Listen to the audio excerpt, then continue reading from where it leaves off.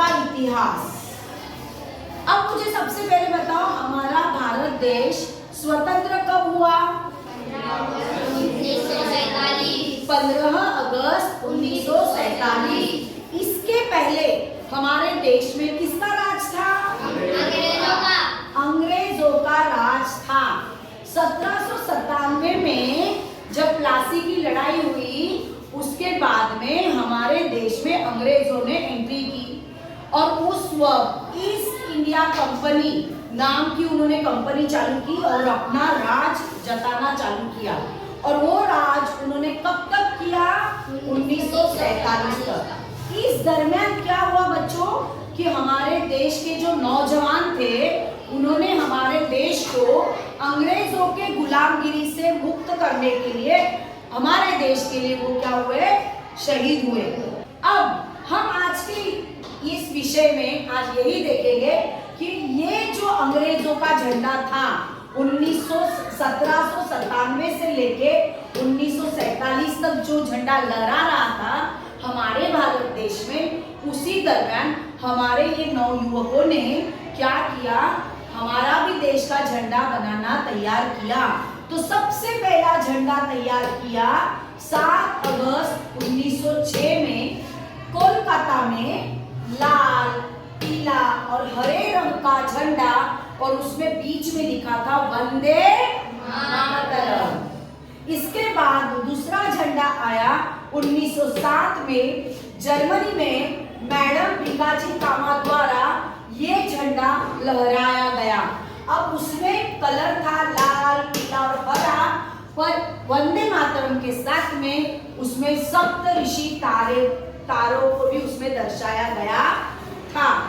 तीसरा झंडा आया 1917 में डॉक्टर एमी बेसेंट और लोकमान्य तिलक, उन्होंने क्या किया था? होम रूलिंग आंदोलन किया। और उस होम रूलिंग आंदोलन में यही वाला झंडा जिसमें ये सप्तऋषि तारे थे और उसमें यूनियन जैक को दर्शाकर उस झंडे को लहराया था। इसके बाद चौथा झंडा आया, चौथा ध्वज आया 1921 में महात्मा गांधी जी की सुझाव से। एक सफेद, पहला शुरू में सफेद, फिर हरा, फिर लाल, और वो सब में, वो तीनों रंग में चरखा मालूम है ना, गांधी जी का वो चरखा है जो कपड़ा बुनने का, धागा निकालने का होता है, वो चरखा का चिन्ह उसके ऊपर था। इसके बाद पांचवा ध्वज आया 1931 में, जिसका कलर अब फिलहाल जो हमारा झंडे का कलर है केसरी, बीच में सफेद, फिर नीचे हरा, इस तरह से वो झंडे का कलर था। पर उसके बीच में जो सफेद जगह थी, उस सफेद जगह पे क्या था? चरखा था। कांग्रेस ने आधिकारिक रूप से उसे अपनाया था।